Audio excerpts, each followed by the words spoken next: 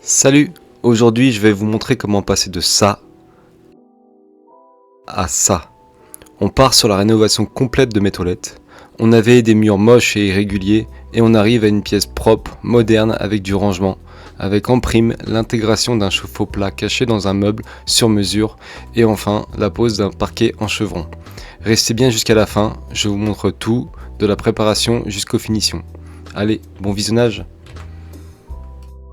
Pour commencer, on vient se repérer avec le niveau laser pour fixer les suspentes, où on viendra clipser les montants pour le futur faux plafond en placo.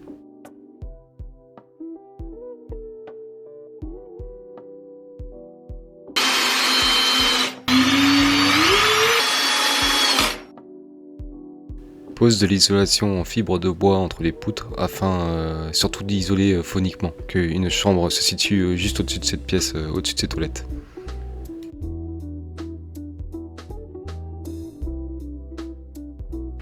On démonte complètement les contours de fenêtres, parce qu'on viendra en fait par la suite coller du placo au map directement sur le mur.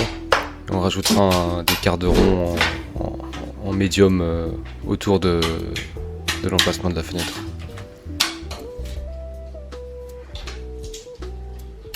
J'ai un service à te demander, peux-tu liker la vidéo, t'abonner et éventuellement la commenter?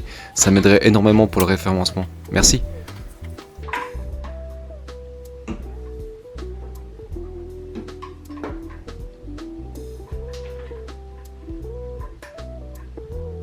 J'en profite pour isoler complètement les tuyaux de chauffage qui passent par les toilettes.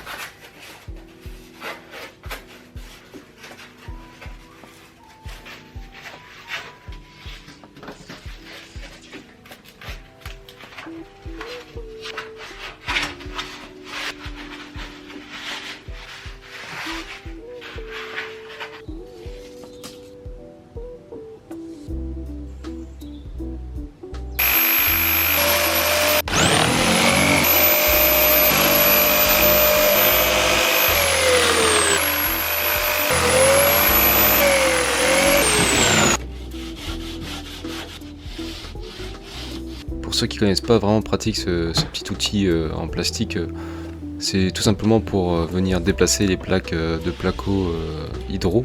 Donc c'est des plaques qui sont assez lourdes, hein. Elles font quasiment une trentaine de kilos par plaque. Surtout le fait qu'elles soient très encombrante. Donc on est tout seul, on a besoin de ça déplacer. Placer ces plaques à travers les différentes pièces de la maison, c'est vraiment pas facile. Donc ce petit outil facilite grandement la tâche.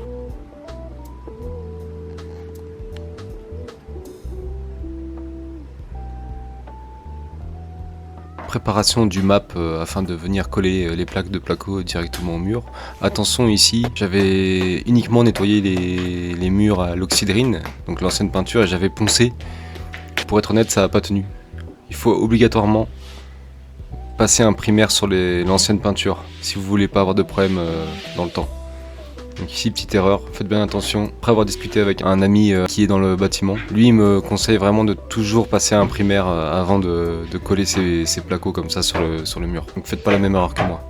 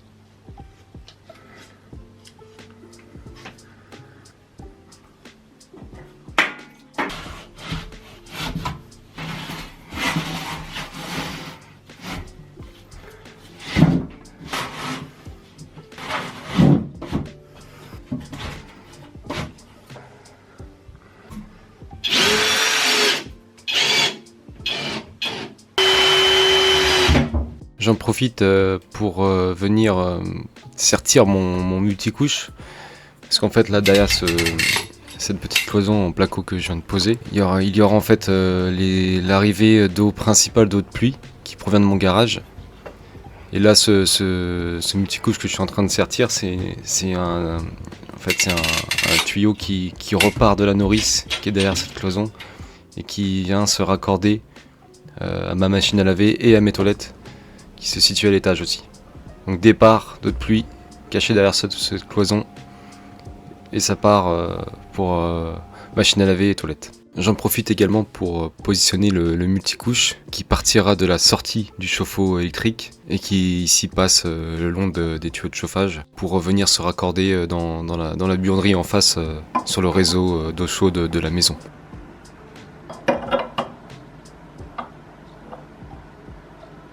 Pour la pose du chauffe-eau, en fait c'est assez bien foutu, on a juste à positionner l'emballage carton du chauffe-eau directement au mur comme ça et on a les emplacements pour les trous, on a juste à mettre un petit coup de feutre et on sait où percer.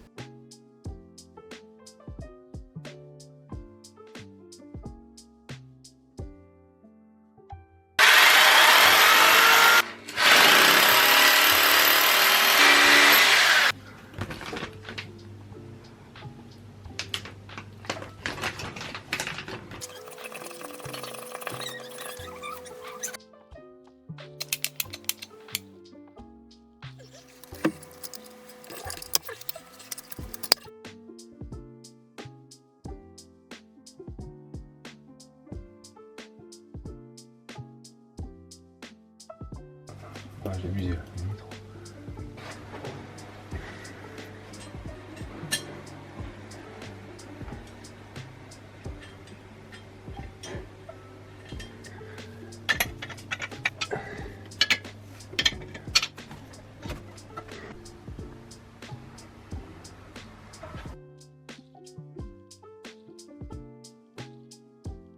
Allez, on assemble tous les raccords d'arrivée et de sortie du chauffe-eau. On raccorde tout ici à blanc avant de le faire directement derrière la cloison sous le chauffe-eau électrique.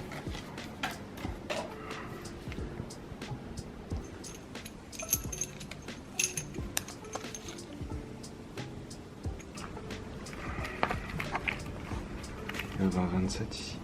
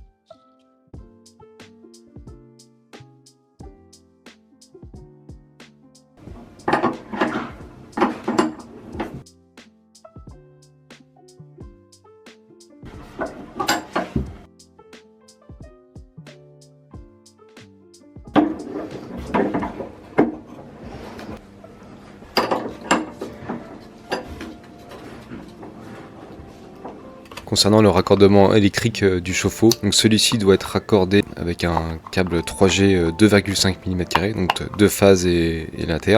Dans le tableau, on doit avoir un disjoncteur 16 A juste pour le chauffe-eau. Et au minimum, on doit avoir dans l'installation électrique, donc dans le tableau électrique existant, on doit au moins avoir un différentiel 30 mA.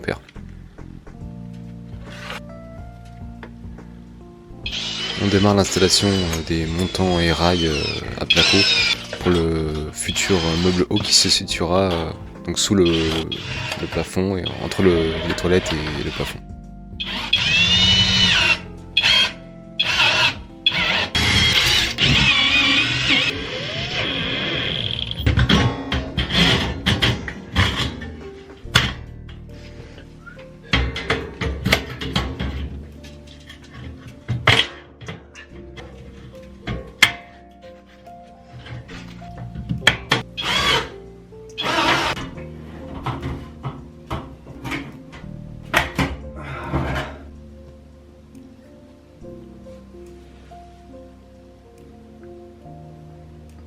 Même travail pour le masquage des tuyaux de chauffage, parce qu'il y a un petit chauffage dans ces toilettes et je voulais en fait cacher proprement les tuyaux apparents avec l'isolant. Donc coffrage avec rail montant de placo afin de les masquer.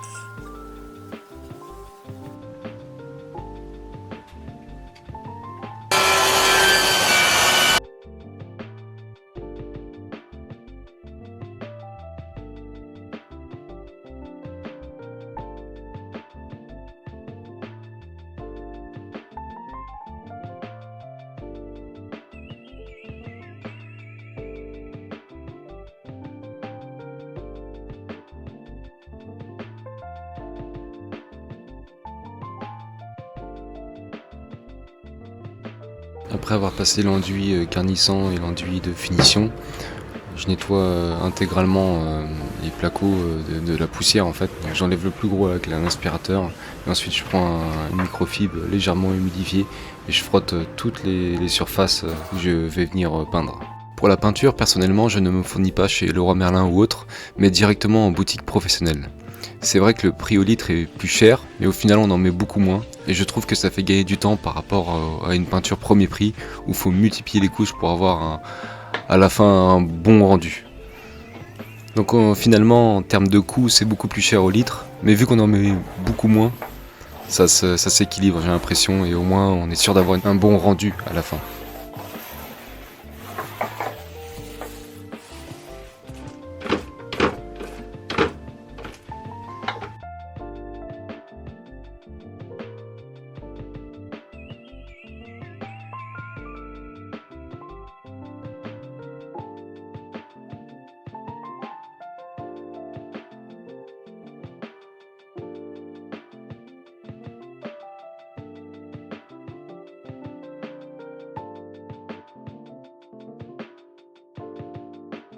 Création de la porte en médium 22 mm, donc pour le meuble sur mesure qui vient cacher le chauffe-eau. Donc c'est une porte avec 4 charnières Standers. Donc il y a une vidéo sur la chaîne qui explique comment positionner ces charnières avec le kit Wolfcraft.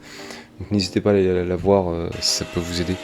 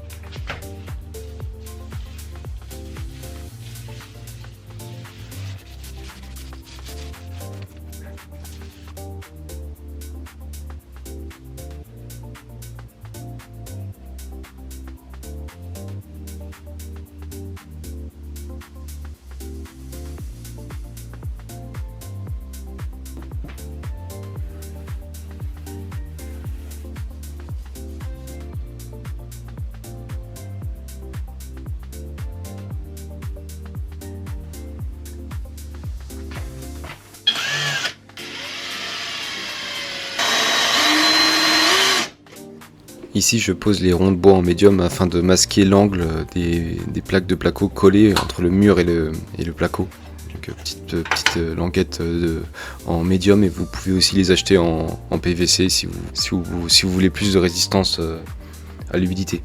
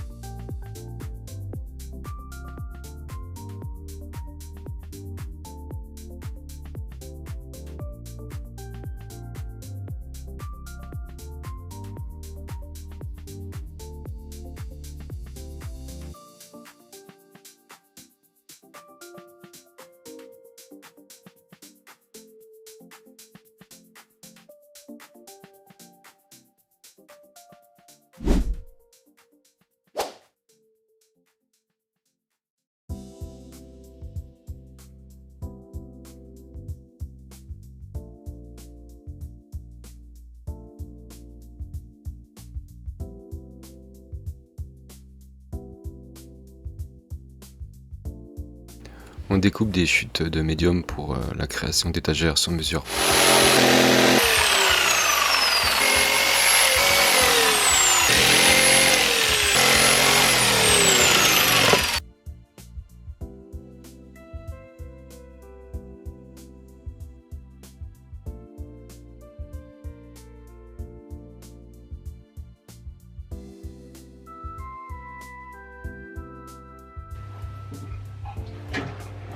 Pour ce robinet en laiton, j'ai installé un angle à 90 degrés pour que le tube, le flexible, reparte directement dans le placo. Je pense que ça fera un peu plus joli que d'avoir un flexible qui se balade comme ça.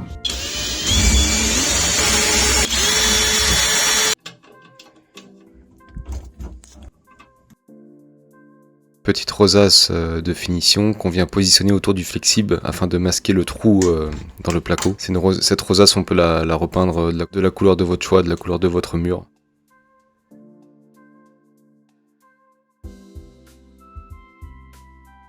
On passe à la pose du parquet stratifié en chevron.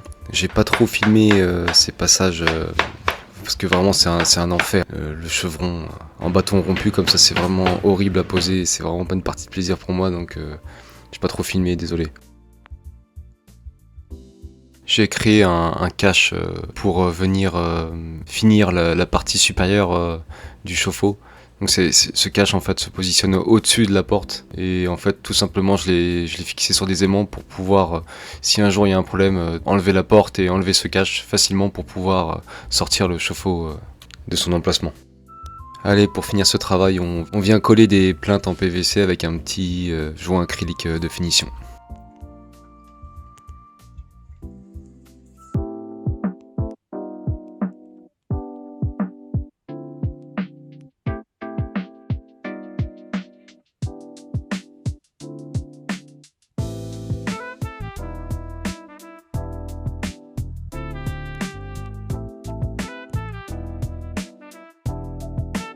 Un petit thermostat pour venir chauffer les toilettes quelques minutes avant qu'on rentre du travail, pour pas chauffer inutilement toute la journée ou toute la nuit.